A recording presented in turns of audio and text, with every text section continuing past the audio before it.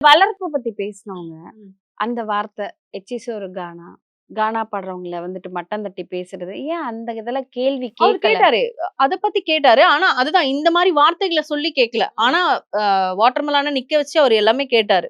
ஆனா, வினோத் கிட்ட என்ன சொல்றாருன்னா, "நீங்க நல்லா பண்றீங்க. நீங்க பேசுறதெல்லாம் நல்லா இருக்கு." அப்படின்னு சொல்றாரு.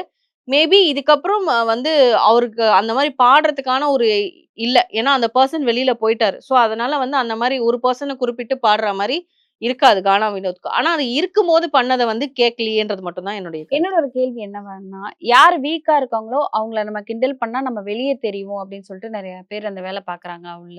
நெறைய பேர்னா ஏன்னா எப்படி சொல்றீங்க? பார்வதி வினோத்த கிட்ட வச்சு சொல்றீங்களா? பார்வதிய தொட்டா ஆ, அது ஒரு மாரி நம்ம வெளிய நல்லா தெரிவோம்.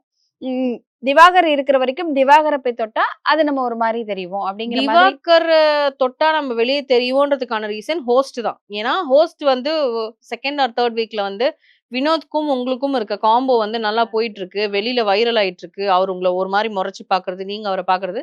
வெளியில நல்லா போயிட்டுருக்குன்னு சொன்னதுக்கு அப்புறம் தான், வினோத் வந்து அத எக்ஸ்ட்ராவா பண்ண ஆரம்பிச்சு, அது நெறைய சண்டை, சர்ச்சைகள் அப்படி போச்சு.